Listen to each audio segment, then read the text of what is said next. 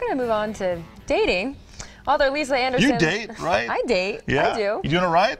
I don't know. That's why Lisa Anderson is going to tell us all about it. And she lives in Colorado Springs, and she has a new book out. It's called The Dating Manifesto, and it came out earlier this month. Yeah, she joins us now with John Martin live in the newsroom with some tips, tricks, and lessons about dating and whether or not you're doing it right, too. Good morning, John. Hey, good morning, Craig. Good morning, Allison. Absolutely. Lisa Anderson is the dating guru, informing us of all of our transgressions in the dating community, I suppose.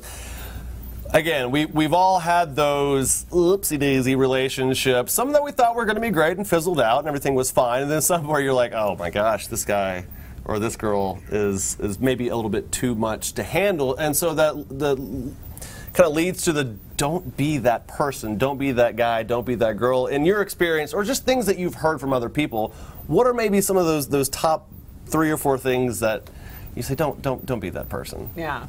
Well, I would say for guys, it's definitely passivity. Like, women can't stand passivity in men, even though we all talk about, I want someone who's sensitive and whatever. We're kind of bipolar when we talk about that, because we don't want, it's just it's the ultimate in all-around lameness. Do not be that guy. Okay. So, you know, ask a girl out, call it a date, pay, be the person who like wants to kind of lead in a direction. I mean, don't be overbearing or weird or like creepy or whatever. Well, of course. But you know, just have a plan. Like, right. don't be like show up and pick her up and be like, well, I don't know, what do you want to do? I don't know.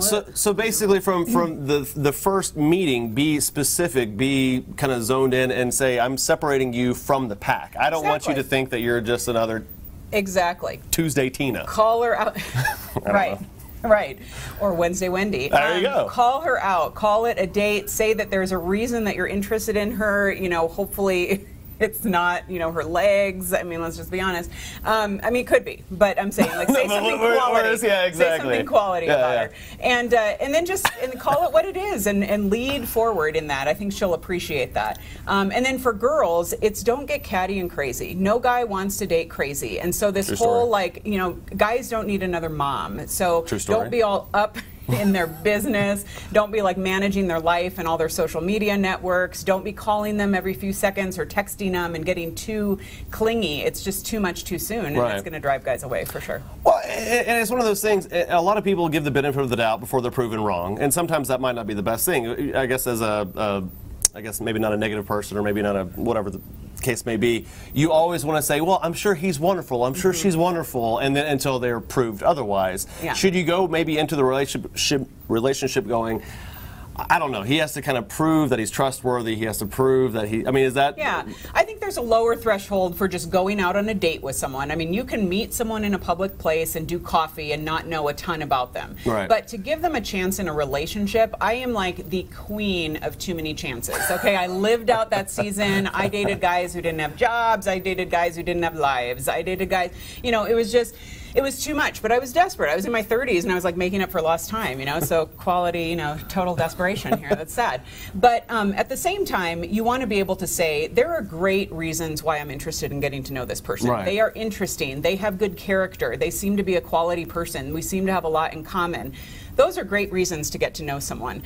Just because you are lonely and single. Not exactly the best recipe. Probably there's some like maybe internal work that needs to be going on first before just glomming onto another person. Take care of yourself before you try to take on something else. It's called The Dating Manifesto. It's Lisa Anderson.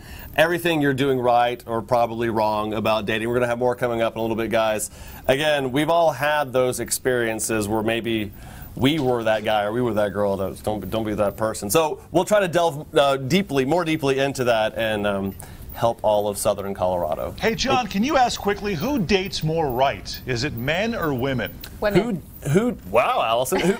Really, Allison? Who dates more right, men or women? Is that...